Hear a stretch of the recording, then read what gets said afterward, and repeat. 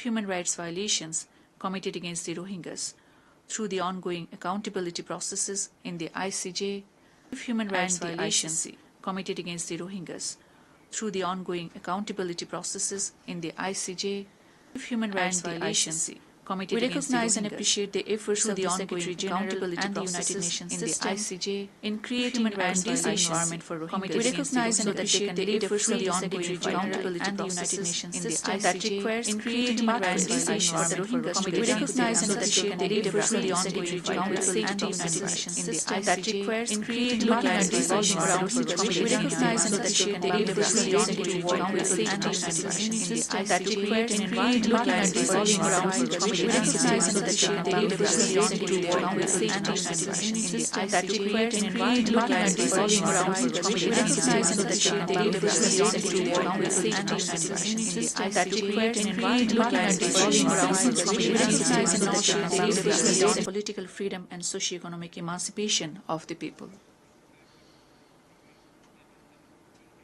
Around a decade back, the world unanimously adopted the Agenda 2030.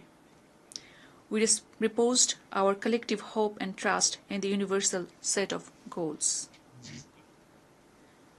Yet, overall, 17% of the SDG targets are on track to be achieved by 2030. Clearly, many developing countries risk to be left behind.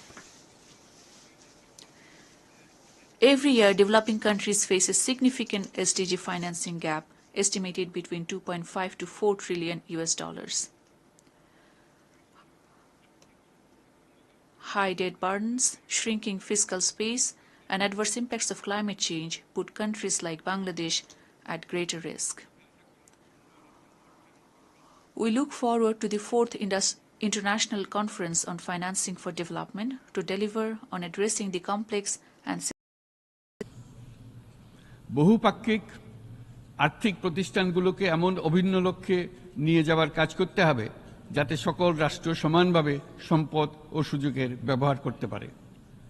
তারা নিজেদের কর্মসূচিতে সামাজিক ব্যবসাকে গুরুত্বপূর্ণ ভূমিকা দিতে পারে যাতে নিম্ন আয়ের দেশগুলোর বাস্তবতাকে বিশেষভাবে মোকাবেলা করা যায়, যা ব্যবসায়ী উদ্যোগ এবং ব্যক্তির সৃজনশীলতাকে উদ্বুদ্ধ করে, যা বঞ্চিত জনগোষ্ঠীকে বিশালভাবে সহায়তা করে।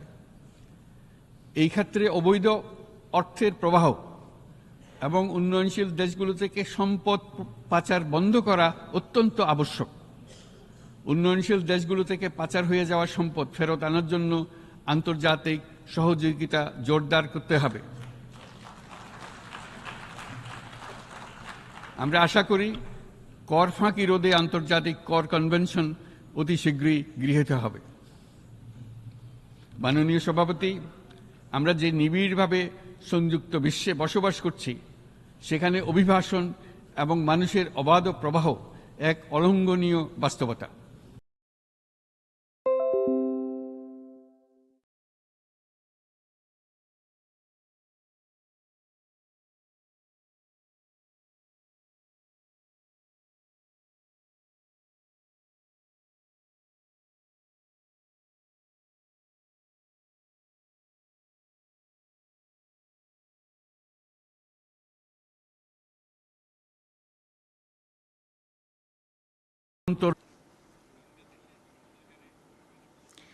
Every year, nearly 2.5 million Bangladeshis enter our labor market.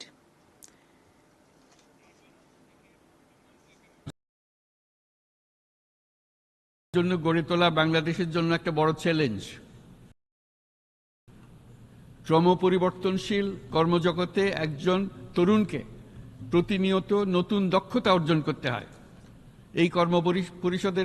এই কর্মপরিবেশের সাথে মানিয়ে নেওয়া শিখতে হয়। এই জন্য বাংলাদেশ যখন মধ্যম আয়ের দেশ হিসেবে উন্নতি হচ্ছে তখন আমরা শিক্ষা এবং প্রযুক্তিগত সহায়তা লাভের উপর বিশেষ জোর দিচ্ছি।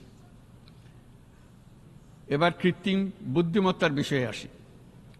কৃত্রিম বুদ্ধিমত্তার অভাবনীয় বিকাশ এবং এর বহুমাত্রিক প্রয়োগে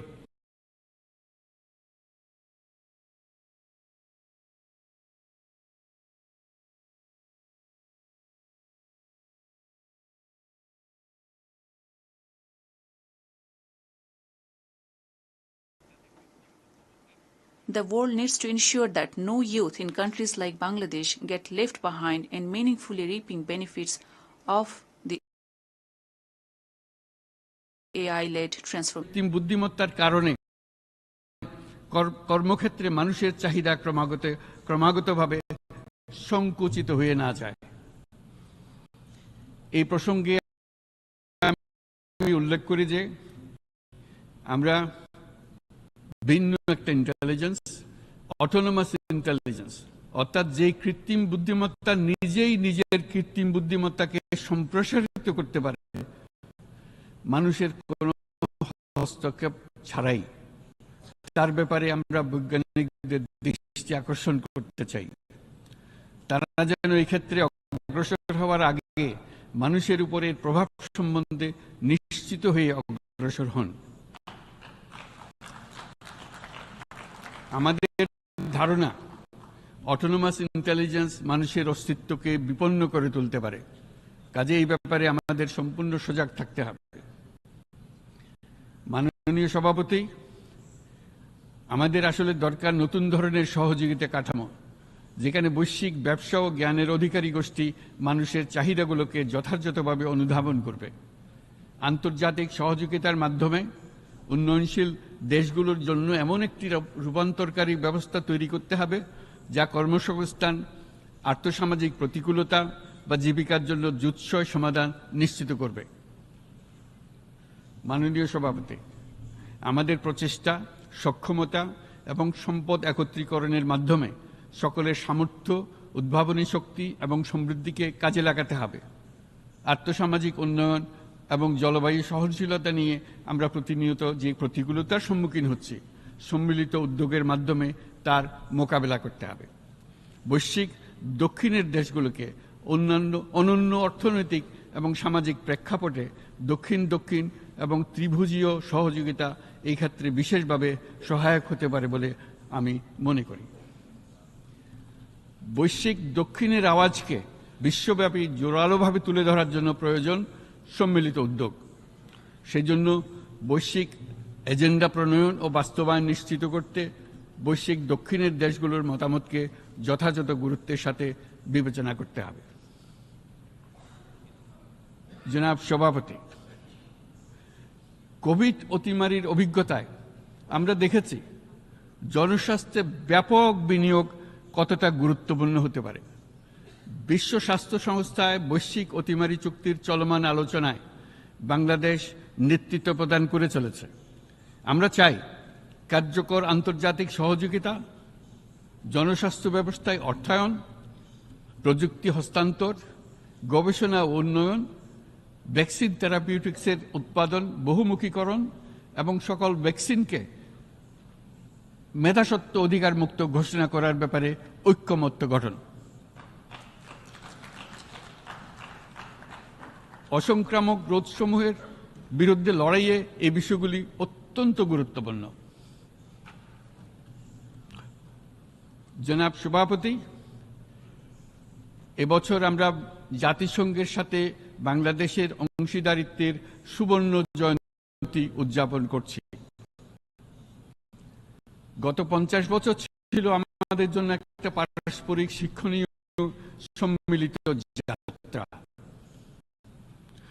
সীমিত উপায়ে বাংলাদেশ বৈশ্বিক শান্তি ও নিরাপত্তা, ন্যায়, সমতা, মানবাধিকার প্রতিষ্ঠায় ধারাবাহিকভাবে অবদান রেখে আসছে। আমাদের সমন্বিত প্রয়াসের পেছনে আছে সত্যিকার অর্থে একটি নিয়মভিত্তিক বৈশ্বিক ব্যবস্থা গড়ে তোলা।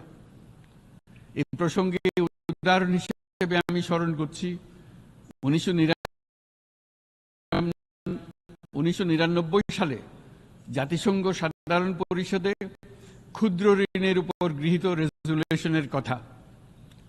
সেই সময় জাতিসংঘ 2005 সালকে ইয়ার অফ মাইক্রোক্রেডিট ঘোষণা করেছিল, যার ফলে ক্ষুদ্র ঋণ বিশ্বব্যাপী সম্প্রসারিত হবার সুযোগ পেয়েছিল। একই সময়ে বাংলাদেশের উদ্যোগে গঠিত হয়েছিল ফ্রেন্ডস মাইক্রো ক্রেডিট। 2001 সাল থেকে সাধারণ পরিষদে কালচার অফ পিস সংক্রান্ত বাৎসরিক যে রেজলিউশন গৃহীত হয়ে আসছে, বা নিরাপত্তা পরিষদে নারী, শান্তি ও নিরাপত্তা সংক্রান্ত যে 1325 নম্বর রেজলিউশন গৃহীত হয়েছিল, তা বাংলাদেশের বিশ্বজনীন উদ্যোগগুলোর প্রতিফলন এবং অবদান। মাননীয় সভাপতি, আজ এই মহান বিশ্বসভায় বিশ্ব নেতৃবৃন্দের উপস্থিতিতে প্রতিধ্বনিত হচ্ছে শান্তি, নিরাপত্তা, ন্যায় বিচার প্রতিষ্ঠা এবং সম্পদের সুষম বন্টনের মাধ্যমে সকলের অন্তর্ভুক্তি নিশ্চিত করার আহ্বান। সদস্য রাষ্ট্র হিসেবে আমাদের প্রত্যেককে আজ গভীরভাবে অনুধাবন করতে হবে কিভাবে আমরা নারী, পুরুষ সকলের জন্য ও আগামীর দিনগুলোতে উদ্যোক্তা হবার সমান সুযোগ সৃষ্টি এবং তাদের ক্ষমতায়ন নিশ্চিত করতে পারি। সকল বৈশ্বিক সমস্যার সমাধানের জন্য আমাদের সবার হাতে যথেষ্ট সক্ষমতা, সম্পদ এবং উপায় রয়েছে।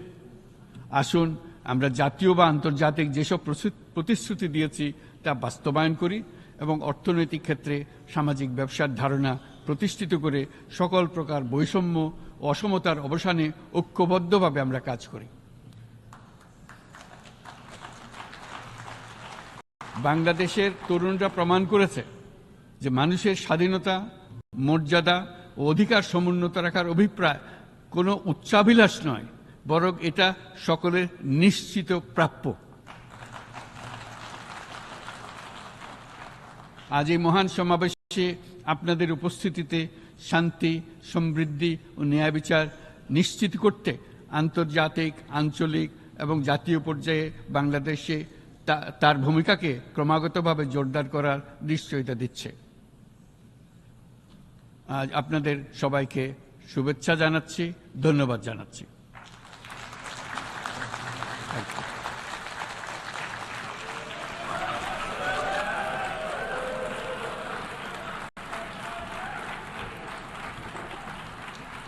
On behalf of the Assembly, I wish to thank the Chief Advisor of the Interim Government of the People's Republic of Bangladesh. The Assembly will now hear an address by His Excellency Dorin Recian, Prime Minister of the Republic of Moldova. I request protocol to escort His Excellency and invite him to address the Assembly.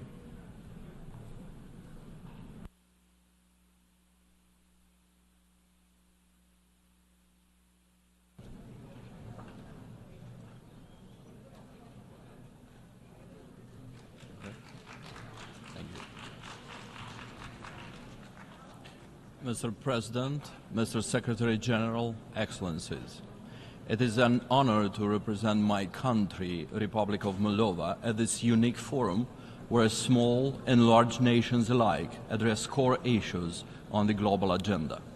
Climate change, poverty, and the global cost of living crisis are our generational challenges. So is peace and security. For some time now, it seemed we were living in a rules-based international system which strongly discouraged geopolitical conquest, spheres of influence, and disregard for the aspirations of smaller nations. The world proved to be a much safer place when smaller nations have a say and the choices their people make are respected. Peace and security, prosperity, and free choice is the core agenda for Moldova today. Generations of our intellectuals, writers, and civic activists have fought for our independence and for the freedom to pursue our identity and values. These have succeeded in making Moldova free. After 33 years of independence, we see it in the confidence of our youth, in the revitalization of our culture, and in the way our people stand proud on the international stage, knowing Their future lies in their own hands. Very next to us, Russia's unprovoked and unjust war of aggression against Ukraine threatens the fabric of our international order. It throws us back to the times of great power politics, when a large state pursues cynical geopolitical designs to divide the region into spheres of influence and annex smaller neighbors, denying them a say in their own destiny. For Moldova, this is not a mere distant memory, it is a looming threat. Moldova knows all too well the consequences, and we're determined to never return to those times. Don't forget, Kremlin doesn't want us at the table. Kremlin wants us on the table. Never mind all the excuses and the circumstances. Compulsion and raw force are perpetuated and complemented now with hybrid warfare, malign influence, and subversion of the democratic state. And these latest developments, ladies and gentlemen, are threatening not only Moldova. We see them escalating throughout the democratic world too. Even mature democracies find it difficult to cope with, witnessing polarization and division. Therefore, Ukraine is now fighting not just for its statehood, nation, and its very existence. It is fighting for each nation's freedom to choose and pursue its own national aspirations. Moldova stands by and in solidarity with Ukraine in defense against Kremlin's aggression. And we urge the international community to timely provide all necessary support to Ukraine. Distinguished audience, despite the war at our border, Moldova remains an active and committed contributor to the regional security. We are a reliable partner for our neighbors, Romania and Ukraine, as well as the European Union. We have preserved peace and security in Moldova. At the same time, we have supported humanitarian efforts by welcoming over 1 million Ukrainian refugees and ensuring their safety. Peace is not just our goal, it is our duty. Peace remains our core commitment. Moldova is also committed to a just, peaceful resolution of the Transnistrian conflict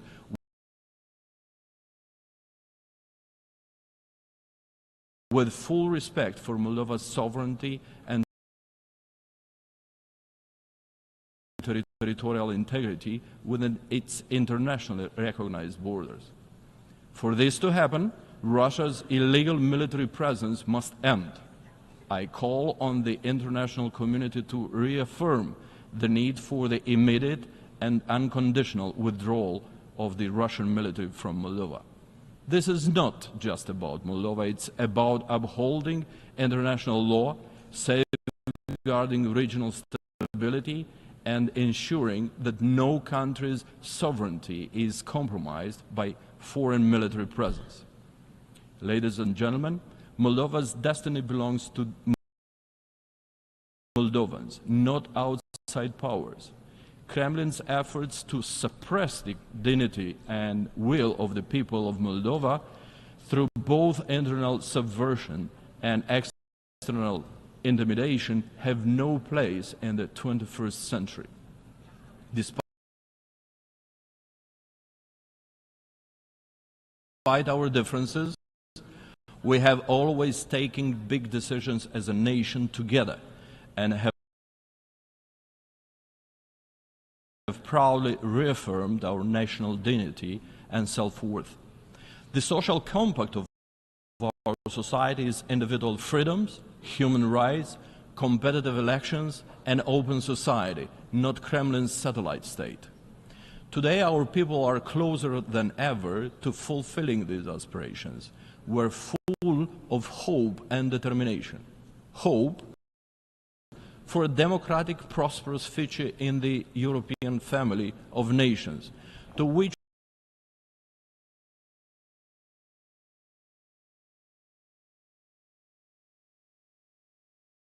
we rightfully belong. And this hope is firmly rooted in Moldova's collective achievements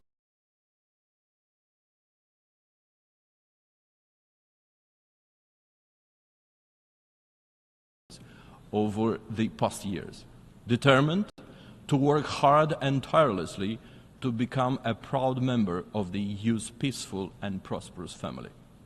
Moldova stands today stronger and more united. Despite flooding Moldova with illicit money, propaganda and falsehoods, and waging a fully fledged hybrid attack, Kremlin has failed to divide our house against itself. Moldova is no longer a gray zone, a profitable money laundering enterprise for unscrupulous oligarchs and foreign powers who plundered the state and the people and manipulated institutions for their benefit. International sanctions against these perpetrators have helped, and we're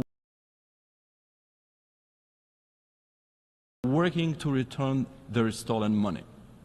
Our commitment to reform is unwavering, and we have made progress in cleaning up its justice system and law enforcement.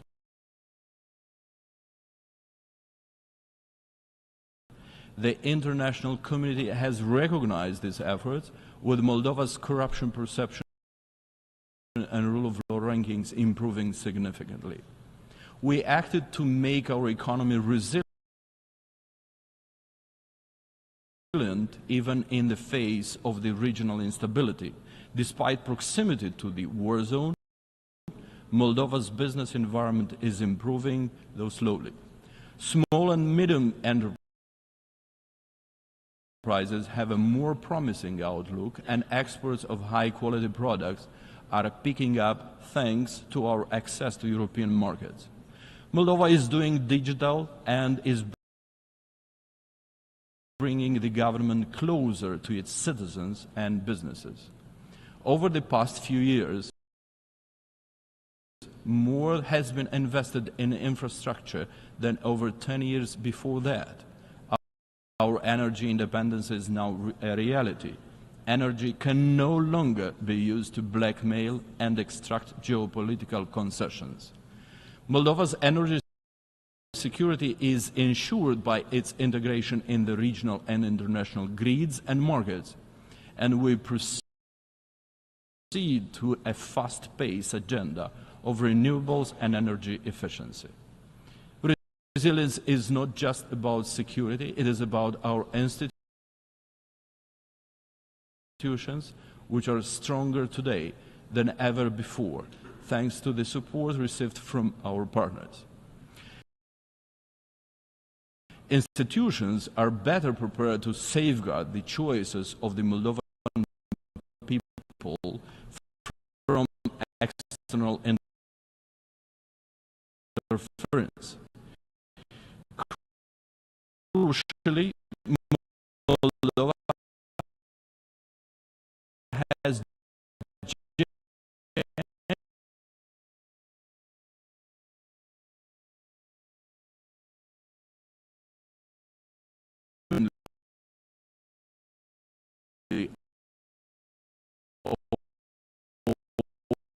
open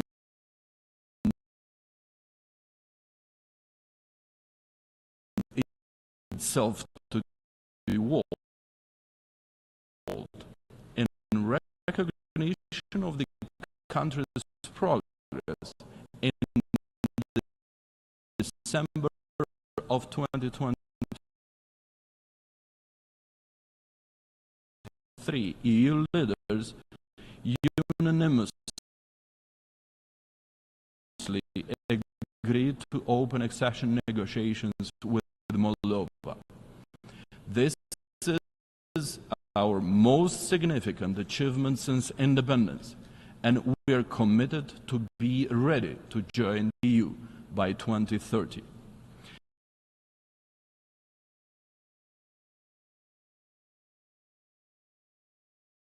Our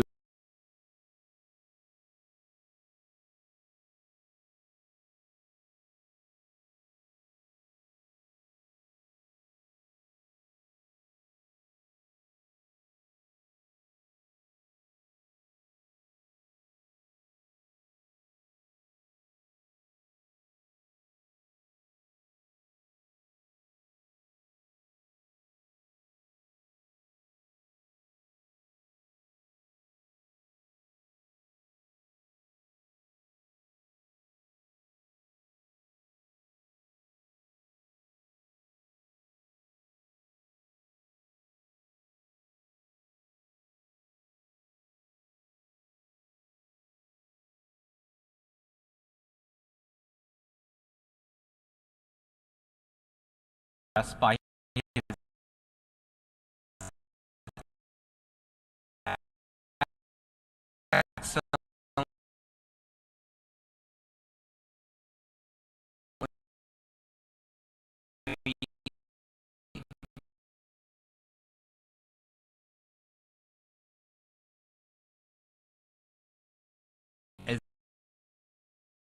His Excellency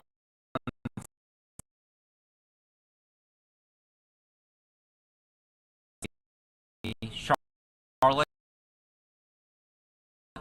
Sullivan.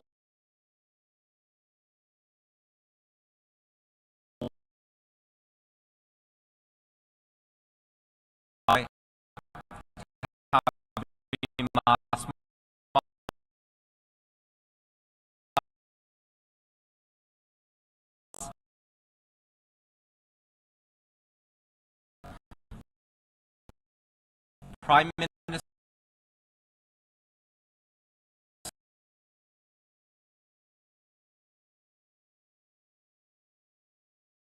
of the Republic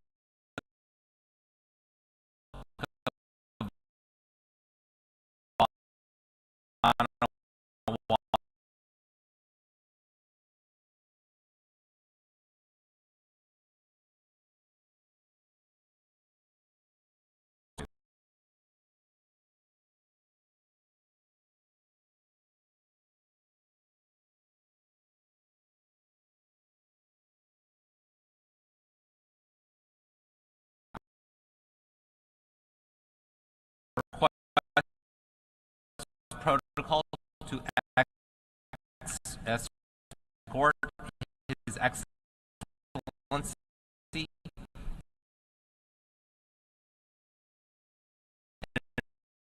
invite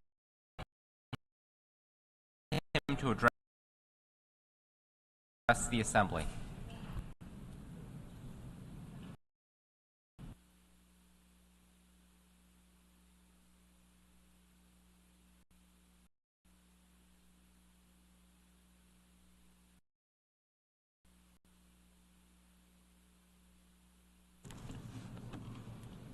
Monsieur le Président, Excellences, chefs d'État et de gouvernement, Monsieur le Secrétaire général, Mesdames et Messieurs les délégués, Mesdames et Messieurs, j'ai l'honneur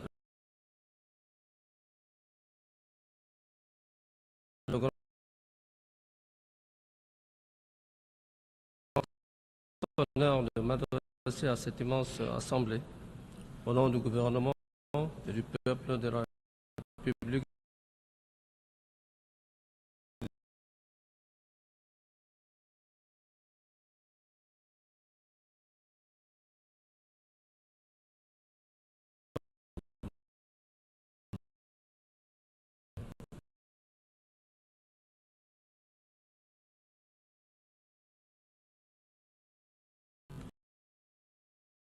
Monsieur le Président,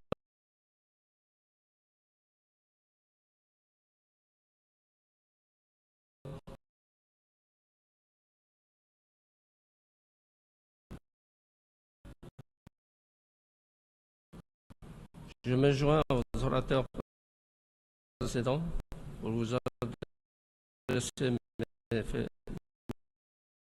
mes sincères félicitations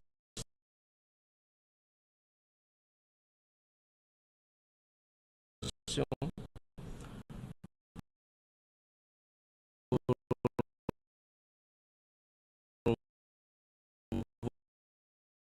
votre élection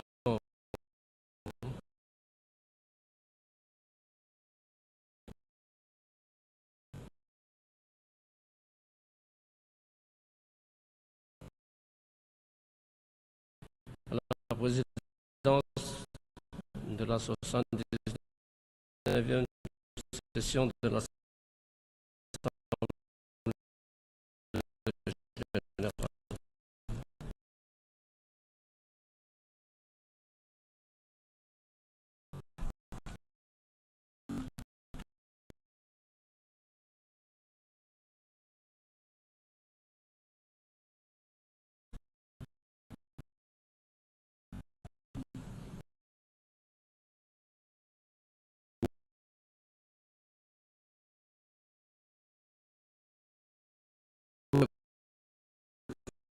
sur le soutien de la coopération de ma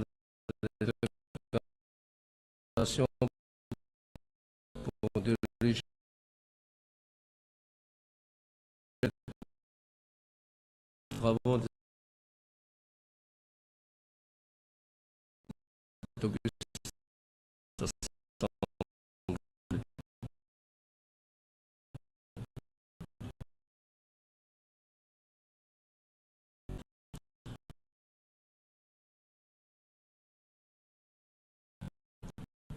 le Vanuatu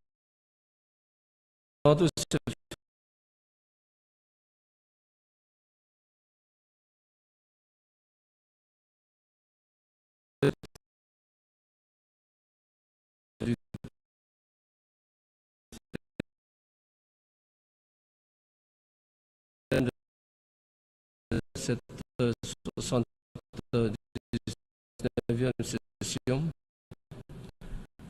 ne laissez personne de côté. Agir ensemble pour promouvoir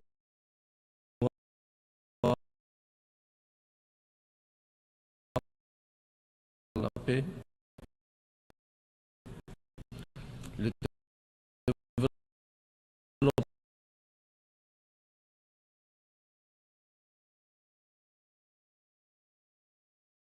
durable et la dignité humaine pour les générations présentes et futures. Car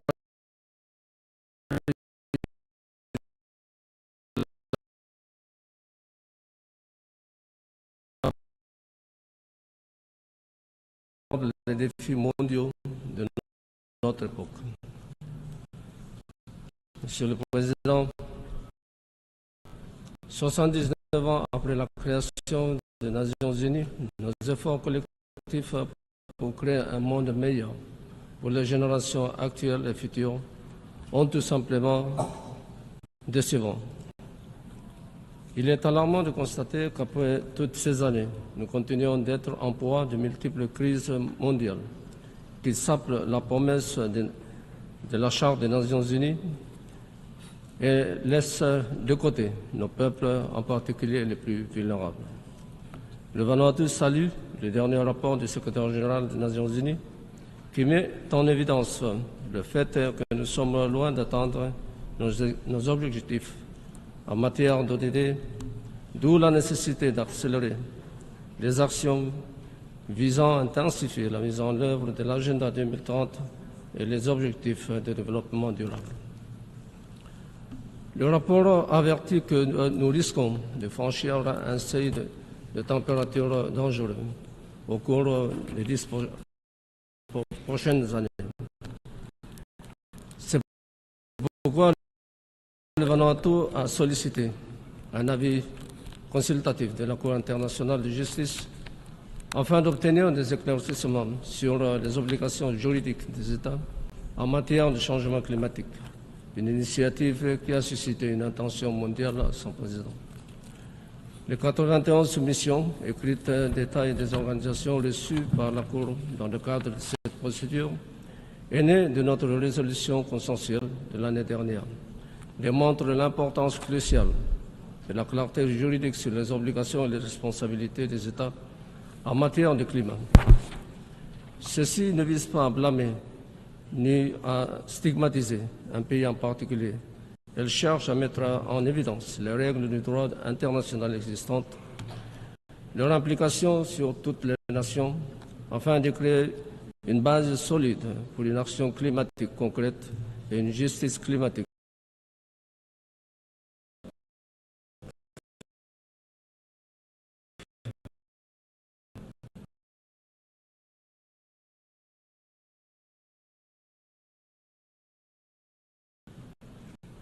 Fondée sur une responsabilité et une redevabilité partagée. Je lance un appel à tous les membres de l'ONU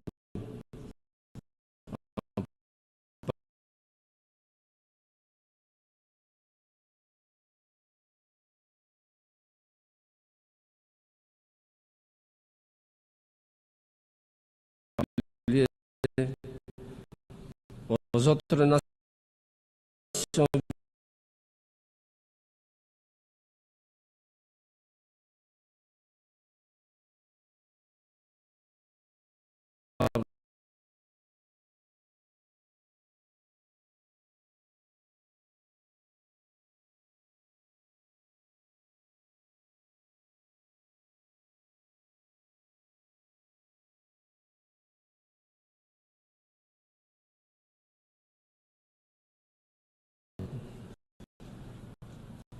à participer à ces audiences historiques qui commencent le 2 septembre 2024.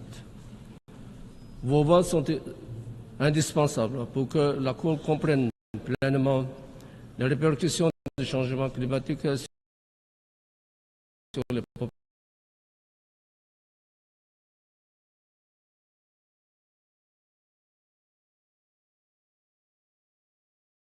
les plus touchées.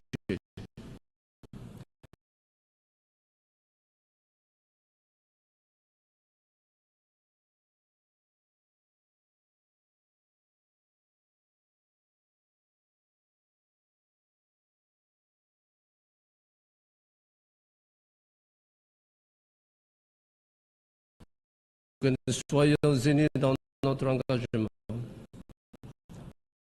commun en faveur de la justice, des droits humains et d'un avenir durable. Monsieur le Président, l'économie du Vanuatu se portait bien lorsque nous avions le statut des pays les moins avancés. Après notre graduation, nos défis structurels et vulnérabilités sont restés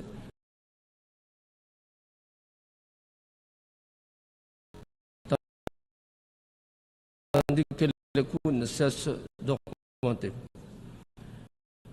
Nous réitérons la nécessité pour nos partenaires de développement à nous soutenir dans la suppression progressive et prévisible des aides spécifiques au PMA.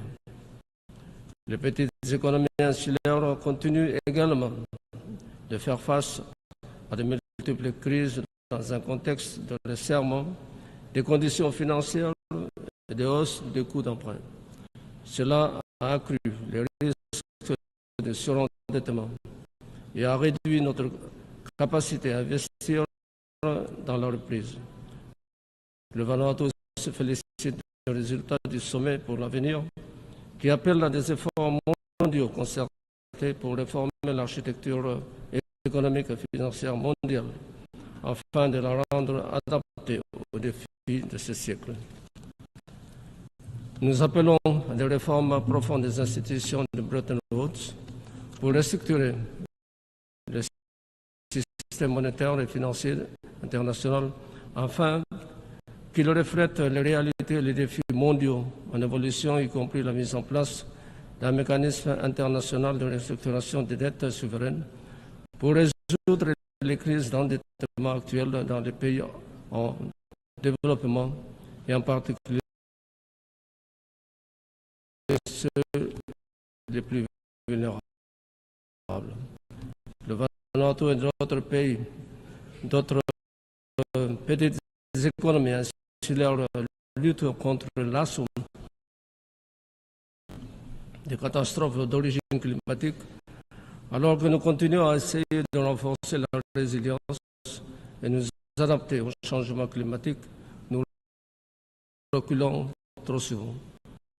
Le Vanuatu perd plus de la moitié de son PIB à chaque fois qu'un cyclone sévère frappe. Nous avons connu 5 cyclones violents au cours des 3 dernières années. Le dernier rapport du Fonds d'adaptation estime que le déficit de financement de l'adaptation se situe entre 194 et 366 milliards de dollars par an. En tant que pays en première ligne de catastrophes climatiques fréquentes et croissantes, Vanuatu appelle à un nouvel objectif de financement qui accélère la transition vers l'abandon des énergies fossiles, renforcer la résilience et traitera de manière réaliste les pertes et dommages. À la lumière de ces initiatives visant à atténuer le changement climatique et à s'y adapter, le Vanuatu estimait également qu'il est essentiel de prévenir les dommages les plus graves causés aux écosystèmes vitaux et régulateurs du climat de notre planète avant qu'ils ne se reproduisent. C'est pour cette raison que nous avons pris la décision formelle de proposer à la Cour pénale internationale un crime d'écocide indépendant. Nous remercions les délégations pour leur soutien actuel, en particulier Fidji et Samoa pour leur coparrainage de la proposition. Nous reconnaissons que cette initiative bénéficie d'un soutien large et croissant dans le monde. Monsieur le Président, le Vanuatu et de nombreux pays insulaires du Pacifique ont été confrontés à de multiples retraits de correspondants bancaires qui ont limité les flux financiers, notamment en retardant le transfert des fonds de développement internationaux et des fonds d'aide humanitaire et de secours en cas de catastrophe, et en décourageant aussi les investissements du secteur privé. Et ce, malgré les réels efforts pour améliorer et appliquer les réglementations nationales en matière de blanchissement d'argent et de financement du terrorisme. Il est essentiel de préserver un accès ininterrompu aux services financiers internationaux pour accéder les paiements transfrontaliers, y compris les envois de fonds et les recettes d'exportation. Nous saluons les efforts déployés par la Banque mondiale ce mois-ci pour soutenir les pays des îles du Pacifique dans la gestion de cette problématique et notre enjeu. Monsieur le Président, en 2019, le Vanuatu a présenté son premier examen national volontaire, mettant en évidence un message positif du progrès malgré une vulnérabilité extrême aux catastrophes liées au climat. La présentation du deuxième examen national volontaire cette année au Forum politique de haut niveau a mis en évidence des défis importants dans notre poursuite du développement durable. Nous subissons des cyclones tropicaux de plus en plus fréquents et intenses, aggravés par les répercussions de la pandémie Covid-19, sans qu'une issue claire soit en vue. La perspective de futures catastrophes reste toujours présente. Le gouvernement et le peuple du Vanuatu a dû continuellement s'adapter et renforcer leurs mécanismes de résilience pour atténuer les effets de ces menaces et perturbations persistantes. Monsieur le Président, la réalisation des ODD n'est pas seulement une aspiration, mais une nécessité pour nous. Le sommet 2023 sur les ODD a vu l'adoption d'une déclaration politique forte et a lancé une nouvelle phase d'action accélérée pour réaliser les ODD d'ici 2030. En juillet de cette année, la convocation d'un forum politique de haut niveau, une fois de plus, sert de plateforme pour le suivi et l'examen de l'agenda 2030 pour le développement durable, dans le but de galvaniser un véritable changement, transformationnel pour atteindre des objectifs de développement durable. Plus encore, la récente convocation du sommet de l'avenir vise à rallier un soutien collectif afin de concrétiser plus rapidement et plus intelligemment l'agenda 2030, le programme d'action d'Addis Abeba et l'accord de Paris sur le changement climatique. J'espère que les réformes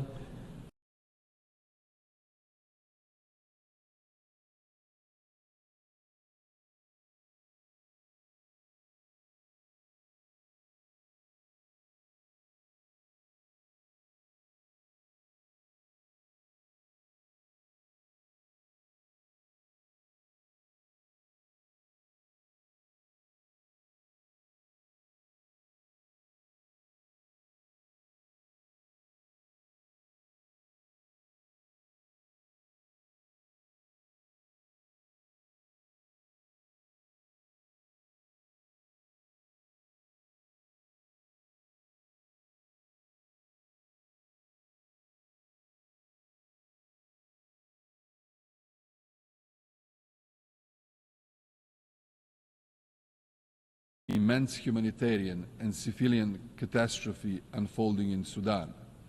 This is even more alarming considering the context of increasing fragmentation of the security architecture in many parts of the African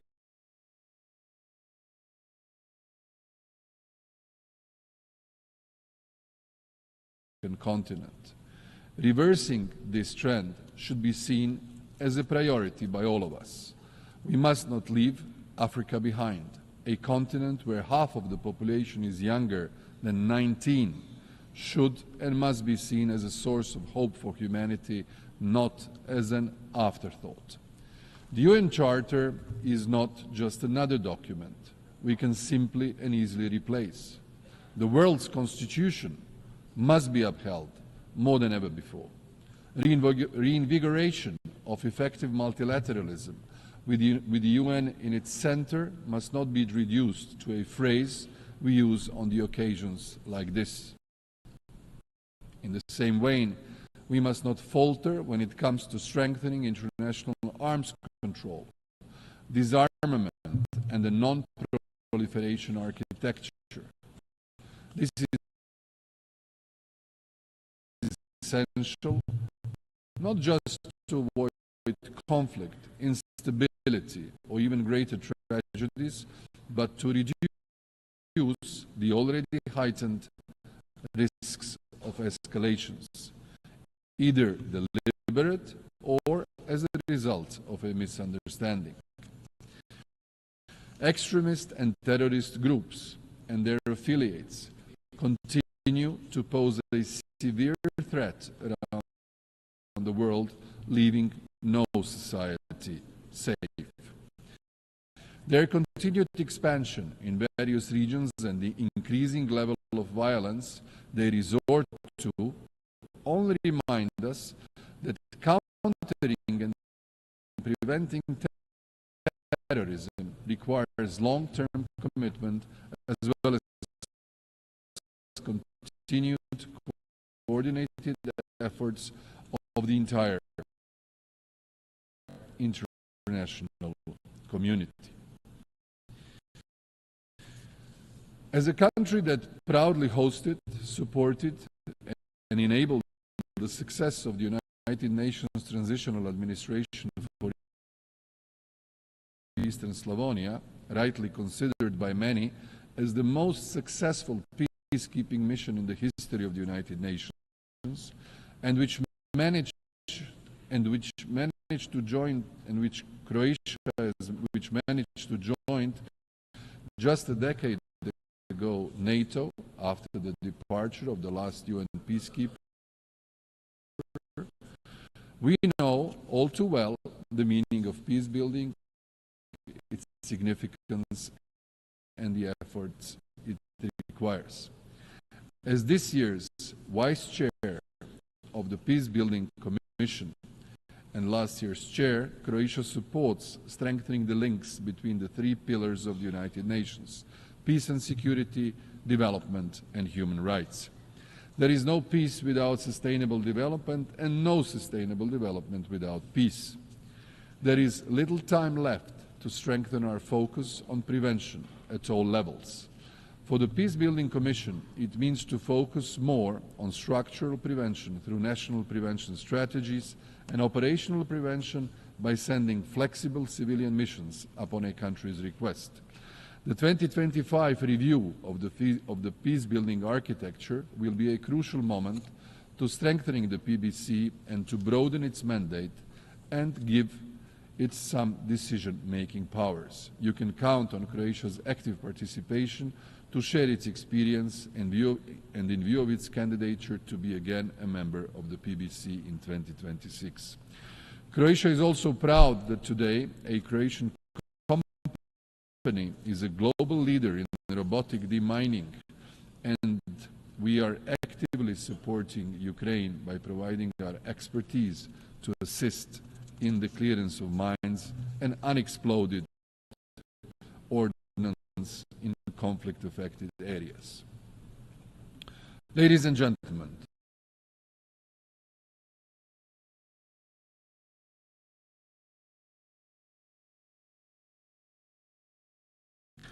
We are committed to sustainable development,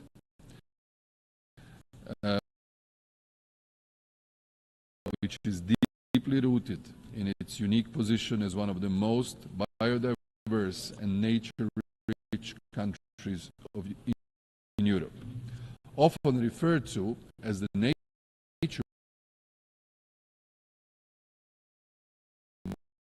park of Europe.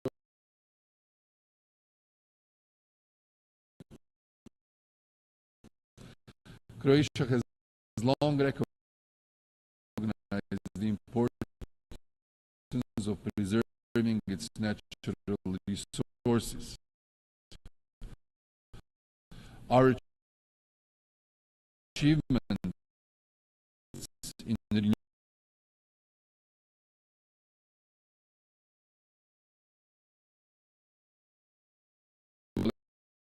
energy,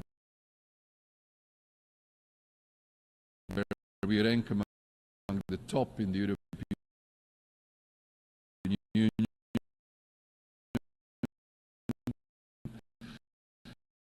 and our strong performance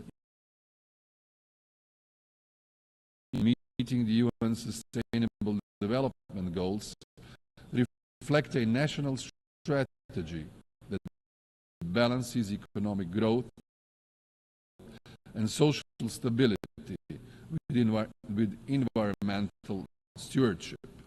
As we stand at the crossroads of environmental crisis and digital transformation, Croatia's experience offers valuable insights into how we can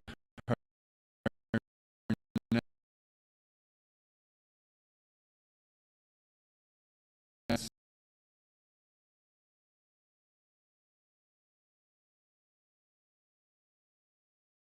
innovation while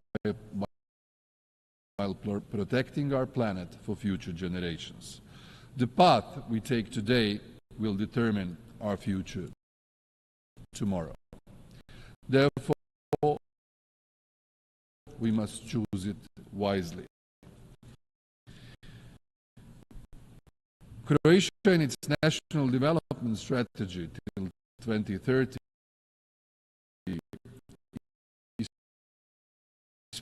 espoused a vision of a competitive, innovative, and safe country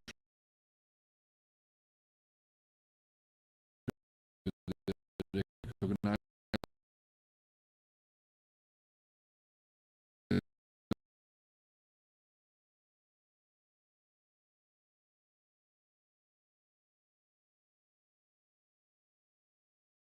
identity and culture, a country with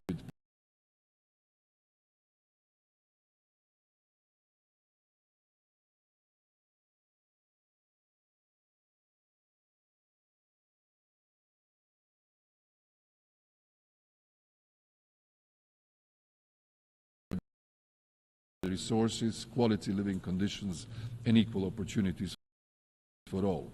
We have built our strategy on the three main interrelated development pillars: digital transformation, decarbonization, and demographic revitalization. The digital transformation of our societies is inevitably changing our way of life and our way of doing business more rapidly and intensively than any transition in the last century.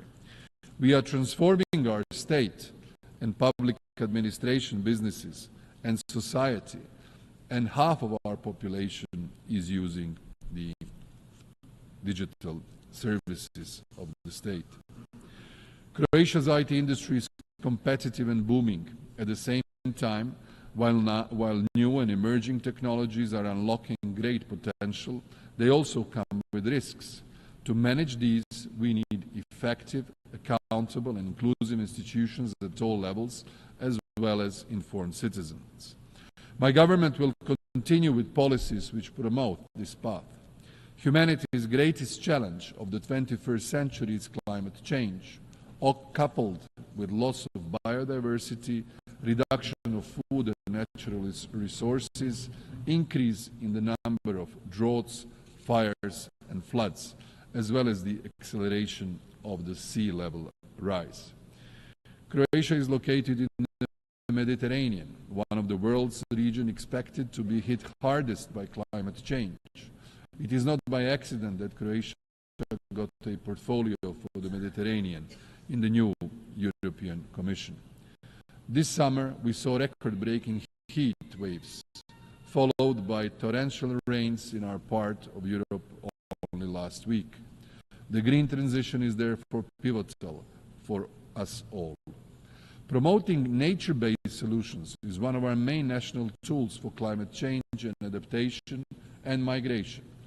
For this reason, we need to strengthen the multilateral system of dealing with climate, biodiversity and sustainable development. We need to put more efforts in dealing with climate as a threat amplifier that endangers security and stability of many regions and countries in the world, especially in Africa.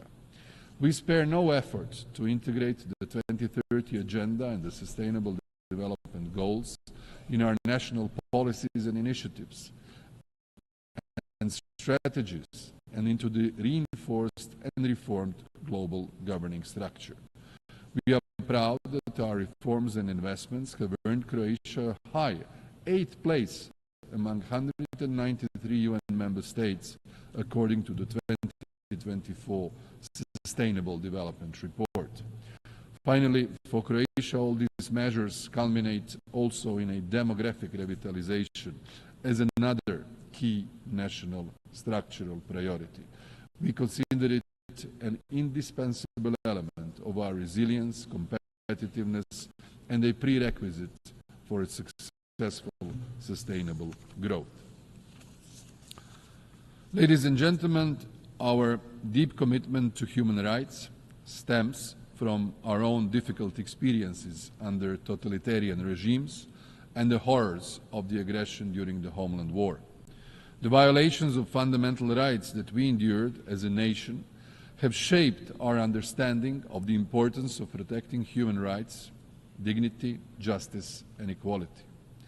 Croatia's journey from a war-torn country to a strong advocate for human rights in the international arena has given us a unique perspective on the necessity of upholding these principles. With this background, we remain steadfast in our dedication to promoting human rights, preventing atrocities, and providing humanitarian assistance to those in need, both at home and abroad.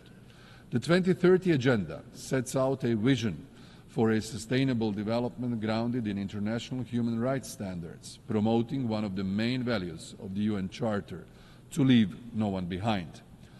Only through respect for human rights can we achieve a more peaceful, equal and sustainable world. Croatia will continue to champion this cause. As a country still searching for 1,792 missing persons from the Homeland War, Croatia spares no efforts to end the anguish of uncertainty for their families. We shall never cease the search for them, and we shall never stop demanding answers from those who know their fate. We contribute by sharing our acquired expertise with interested countries and by advocating for the missing persons everywhere in the world, in our national capacity and as a committed member of the Global Alliance for the Missing. Croatia is today extending its support to Ukraine by offering its expertise in prosecuting war crimes and making its seasoned experts available to assist Ukraine in navigating the complex process of accountability and justice, drawing from its own experience in addressing the aftermath of war crimes committed during the Homeland War. Committed to eradicating domestic violence and violence against women, we have introduced femicide as a distinct criminal offense. Our goal is the elimination of gender discrimination and creation of conditions for real equality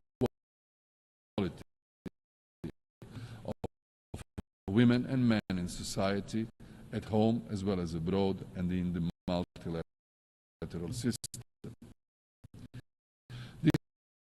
This is why Croatia promotes women, peace and security at the global level, as we know the disproportionate effect of conflict on women, but we have also seen how women, when participating in all peace building and sustaining peace processes, are agents of change and harbingers of peace. Croatia also advocates a comprehensive approach to issues affecting persons with disabilities. This includes mainstreaming disability in all fields of human rights. With this in mind, in the UN, we will be leading an effort by a cross-regional group of countries to proclaim the International Day of Deaf Blindness. This resolution will hopefully contribute to understanding as well as encourage and inspire national and legal recognition of deaf blindness as a distinct and unique disability worldwide. In the past 3 years, Croatia has also been honored to serve as a co-chair of the Group of Friends of Responsibility to Protect in New York. We still believe more has to be done in terms of atrocity prevention and the operationalization of the responsibility to protect concept. In the humanitarian context, we are facing worse circumstances than ever. Croatia presides this year over the Humanitarian Affairs segment of the Economic and Social Council. Against the challenging backdrop of unresolved conflicts and eruption and escalation of new ones, climate-related disasters, disease outbreaks, economic shocks and famine for millions of people.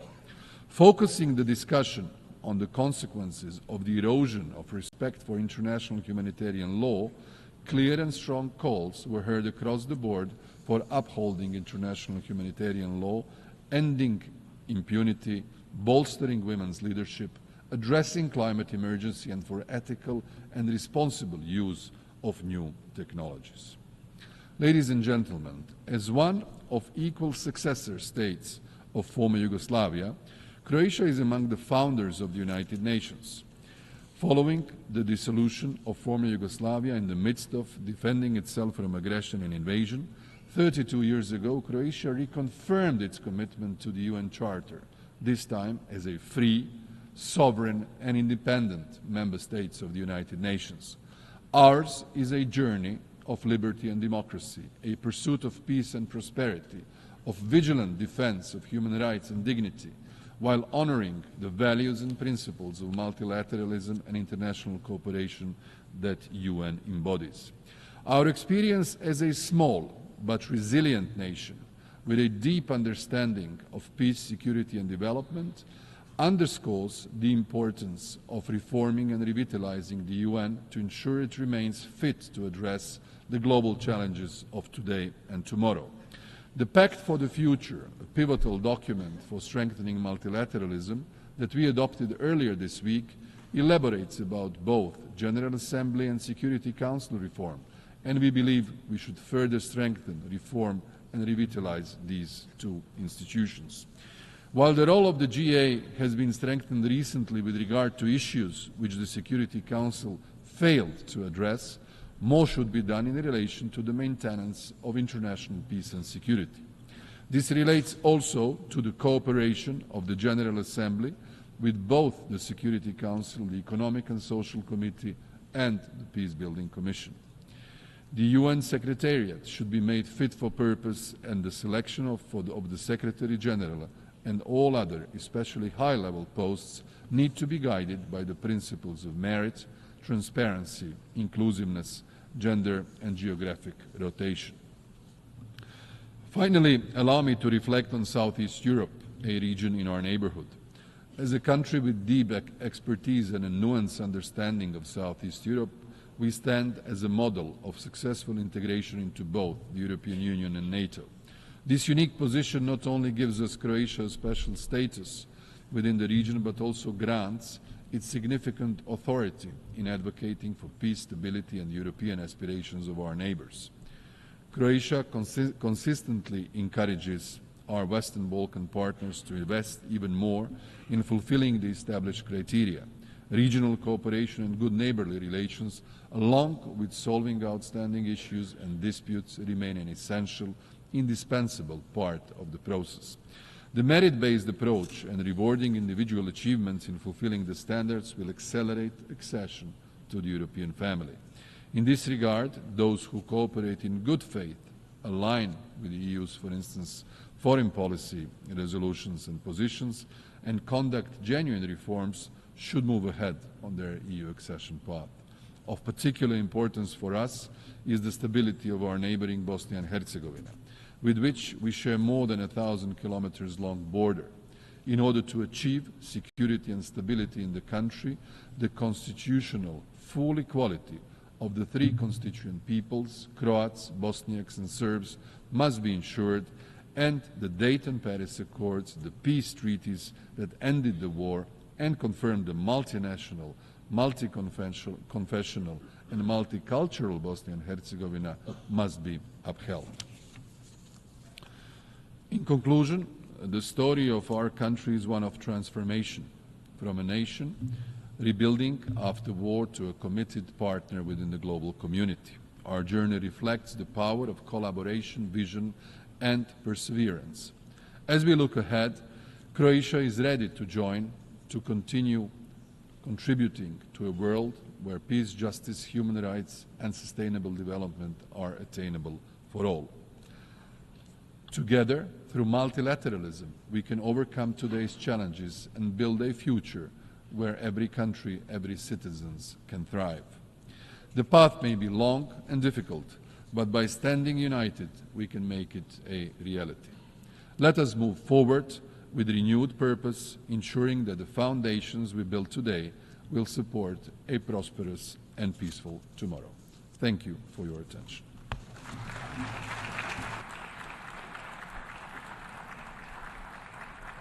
On behalf of the Assembly, I wish to thank the Prime Minister of the Republic of Croatia.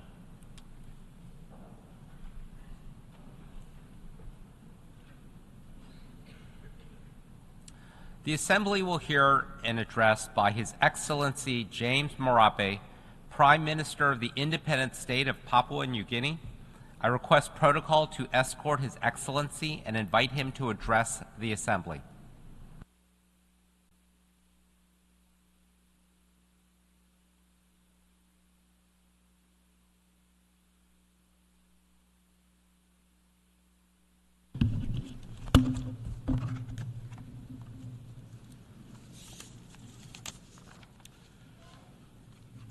His Excellency Mr. Philemon Young, President of the General Assembly, His Excellency Mr. Antonio Guterres, Secretary General of the United Nations, distinguished Head of State and Head of Governments, Excellencies, ladies and gentlemen, it is my honor to address this august hall once again on behalf of my people of Papua New Guinea.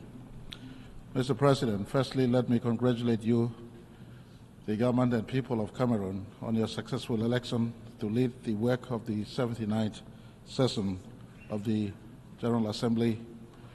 I thank your predecessor, His Excellency Mr. Denis Francis, for his excellent leadership during the 78th UN General Assembly. I also extend my gratitude to the United Nations Secretary General for his strong leadership to mobilize the support of the global community on key issues that require our collective efforts, especially in dealing with climate change-related matters. Mr. President, you selected a theme for this debate, leaving no one behind, acting together for the advancement of peace, sustainable development, and human dignity for the present and future generations, I believe is very pertinent. I thank you and commend your foresight in drawing our collective attention to the work we must still do for peace and humanity, considering the vast challenges that continues to threaten our society and what we face today. Mr. President, I speak on three threats to humanity that is complementary to your theme. These threats, in my view, are religious intolerance, poverty induced by climate change, and geopolitical differences and sovereignty contests of our territories and people. And I will prefix this statement here with my country as a backdrop. Mr. President, Papua New Guinea is the world's most culturally and linguistically diverse nation, with over 830 languages in a myriad of sub-ethnicities and subcultures that are still authentically indigenous today as I speak. A real-time modern nation of 1,000 tribes. And we embrace this diversity and do our utmost best to function as one people, one nation, and one country in our intention to leave no one behind. In terms of environment, Mr. President, my country hosts up to 7% of world's biodiversity, mostly housed within a tropical rainforest that is the third largest in the world and has a vast marine ecosystem. We sustainably manage our forest, land, and sea because our livelihood depends on them. Papua New Guinea, in a small way, teaches the world on how living in balance with nature, tolerating cultural diversities, and practicing environmental stewardship. The father of our country, our modern Papua New Guinea, the late great Grand Chief Sir Michael Thomas Somare, was a champion in this regard. In fact, Sir Michael's championed the cause of Article 5 that has become, has found its place into Paris Agreement as I speak today, early in year 2000s. This is a reflection of Papua New Guinea's strong affinity to the forest, land, and sea. In this regard, my country has been contributing to the public or global discourse over the last 2 decades in as far as environmental management is concerned and matters relating to climate change. Unfortunately, this has been met with very little return of action. However, we continue to stand ready to assist the United Nations family in this area. Mr. President, over the last 49 years of our country's history as an independent nation, our challenges has been many, compounded by vast ethno-linguistic diversities and cultural complexities and the small size of our economy. However, we have remained as one people and one nation. We have moved in the last 49 years. We started off as a least developed nation. Today, we have entered the middle income earning nation status, and we intend in the next 20 years to migrate from where we are today to a high income earning nation by 2025. In doing that, we will migrate from being just a raw resource exporter to a manufacturing economy within the next decade. Mr. President, I want to assure you all that all this is being done in total alignment, and we have aligned our development agendas to the United Nations Charter, especially consistent with the 17 Sustainable Development Goals of the United Nations. Our aspirations mirror that of this august institution.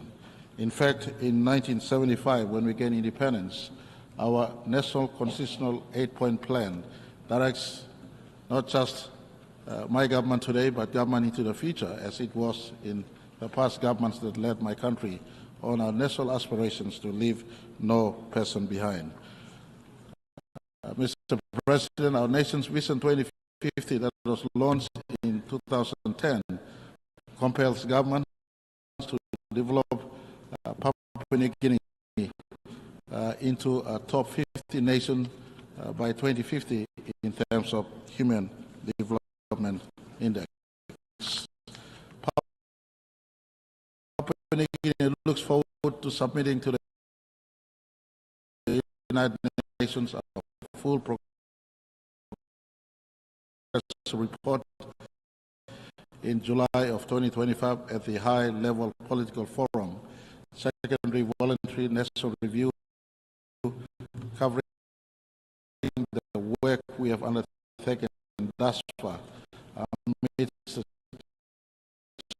challenges we continue to face.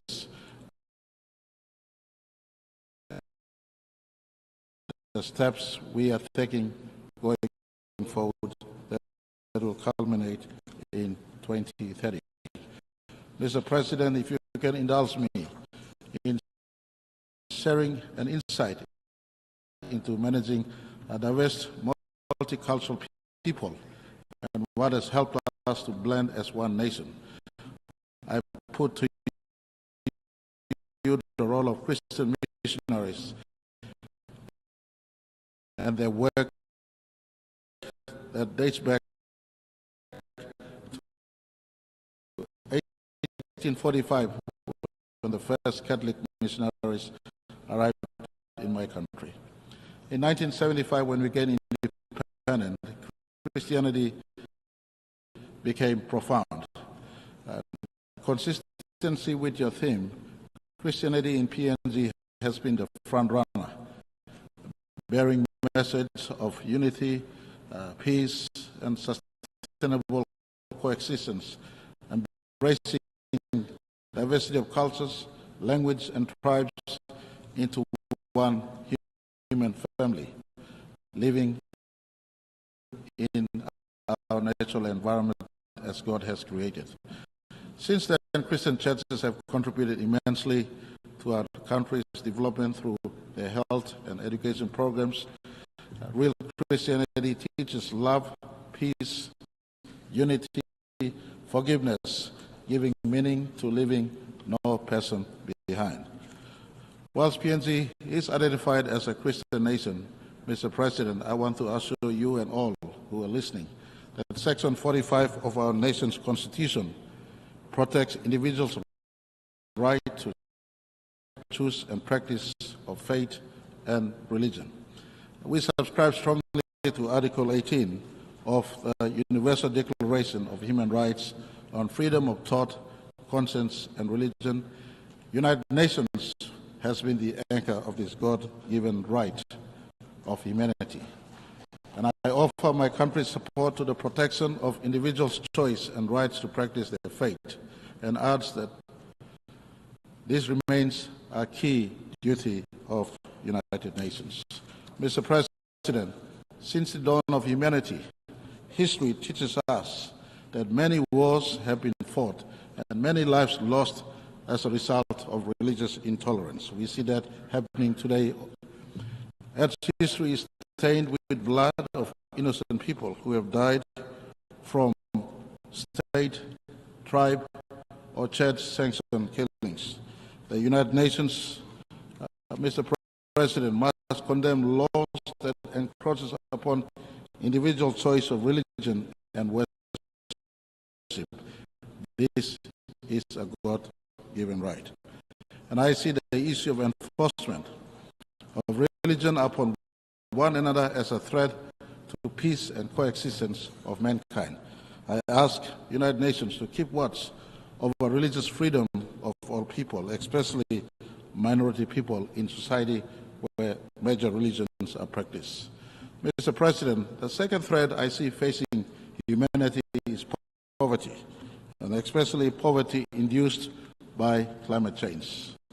The pursuit of wealth has caused man to plunder edge of its resources beyond the threshold of sustainability, with little consideration for our children's future.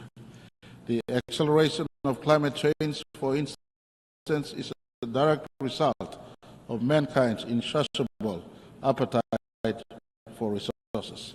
An attitude of survival of the fittest.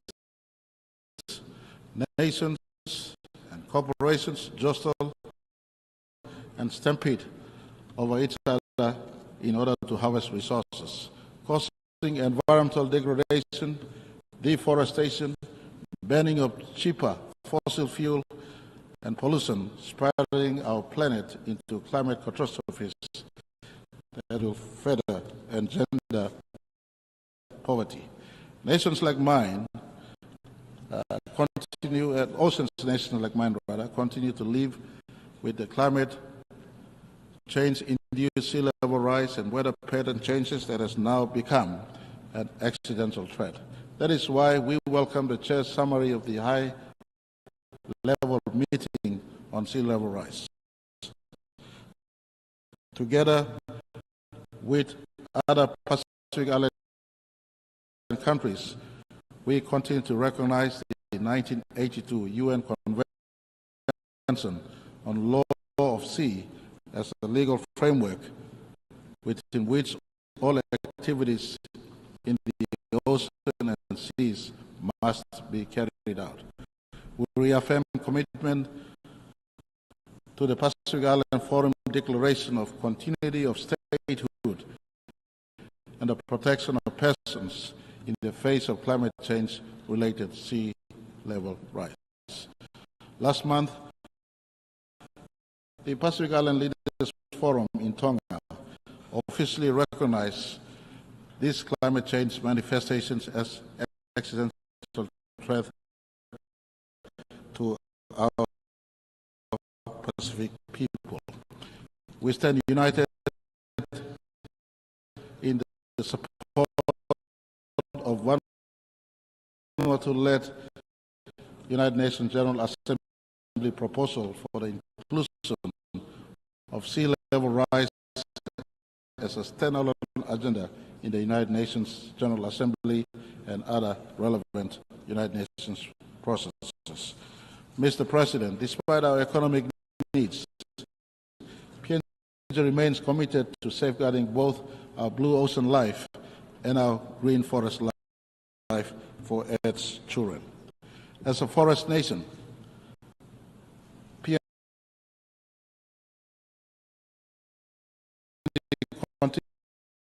continues to play a proactive role to progress our commitments under the United Nations Framework Convention on Climate Change and the Paris Agreement by undertaking adaptations and mitigation effort.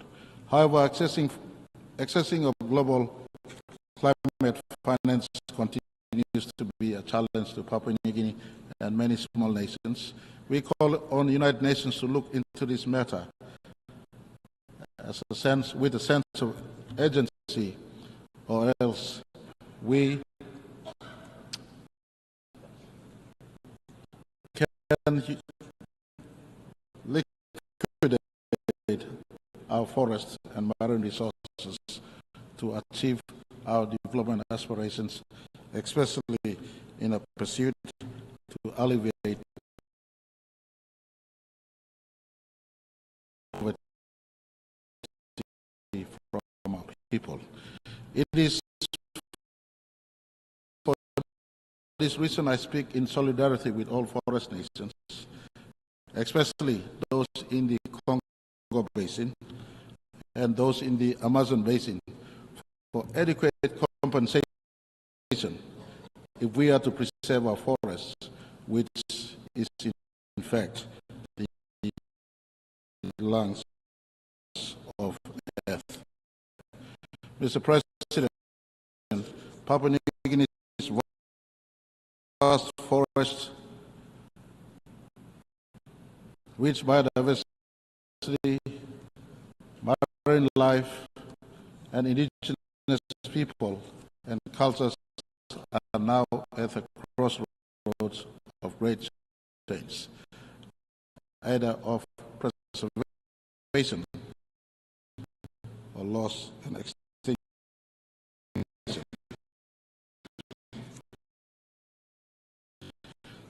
The responsibility to save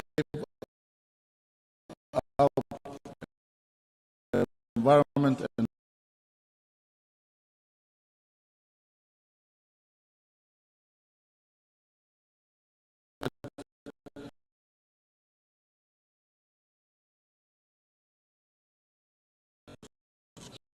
should bear on all of us in equal measure.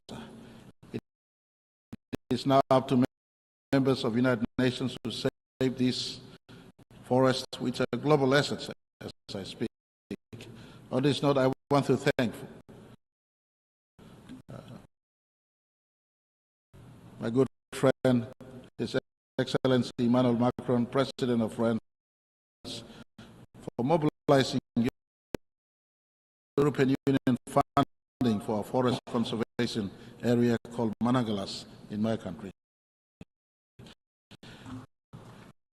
This is the kind of partnership that should be encouraged.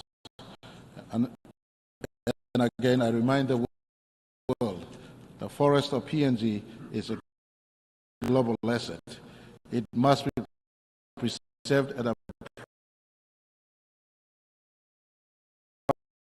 price transferable to improving the lives of my forests. You cannot talk about climate change without conversation on forestry. They are the two sides to the same coin in conversations on climate change. And I call for others out there, especially those who have big carbon footprints. You have to do justice to planet Earth by doing your part, especially assisting us in the preservation of our forests. Mr. President, the third threat facing humanity, in my view, is geopolitical differences and sovereignty contests over territories and people. Increasing geopolitical conflicts and tensions are fueling fragmentation and protectionism around the world today. The restrictions on trade, disruptions in supply chains, growing competitions are crippling our economies. We need to examine peaceful strategies and solutions and invest in peace-building initiatives for de-escalation, mutual understanding, cooperation, build trust, and foster peaceful relationship. The United Nations' role in this must be respected by all nations. For really, it was for this reason that the UN was born. So the world does not need to face many more wars again or another big war again. Mr. President, I say this: violence begets violence, and is evil no matter what the justification may be. Violence begets violence. Peace must be achieved by peaceful means. No matter how long or unjust it may seem, peace must be achieved by peaceful means. We live in a time where the press of a button, an atomic or nuclear bomb has the ability and potential to destroy our planet. All conflicts can be resolved if we allow United Nations one rule book to take prominence over our own parochial national interests. In PNG, we partner with the United Nations in national and subnational peace-building efforts. One good example is the de-escalation of our own internal conflict on Bougainville, when the United Nations supervised the Bougainville Peace Agreement in 2001 and continues to ensure we comply with all requirements of that agreement, including bringing the 2019 referendum results to our national parliament. To this day, I am happy to report that no bullets have since been fired in Bougainville. This is the role and the strength of United Nations, and I call on all nations and people to respect the charter of this institution and the reasons for its existence. PNG therefore calls on the UN and its systems to begin the review of the process to review the Security Council and the reforms that must take place, including removal of veto powers, so all nations can sit equally on the table in as far as decision-making is concerned. Mr. President, we must do all we can to restore stability to the far reaches of Earth. Global conflicts cause domino effect, and the subsequent impacts are felt throughout the world, including intergenerational wounds. Mr. President, as I conclude, let me remind us again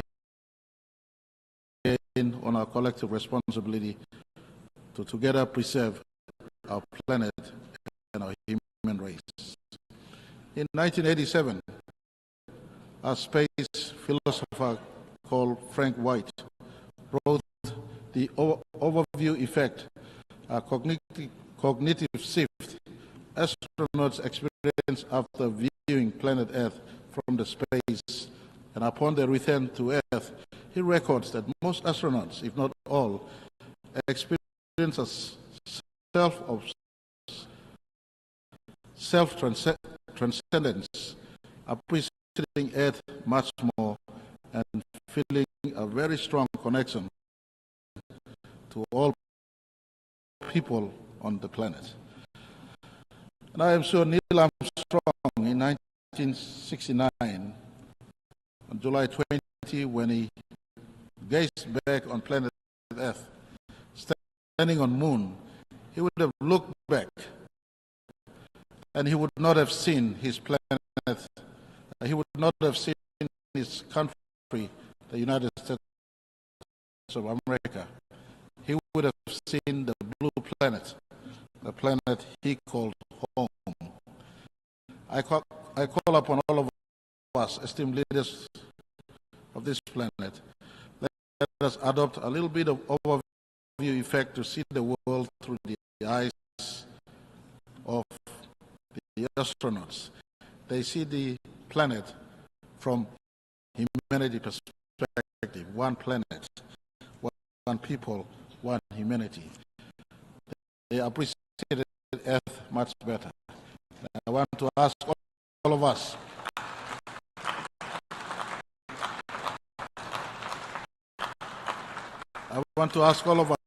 all leaders of planet Earth, let us appreciate Earth. Let us treasure its life-sustaining gifts.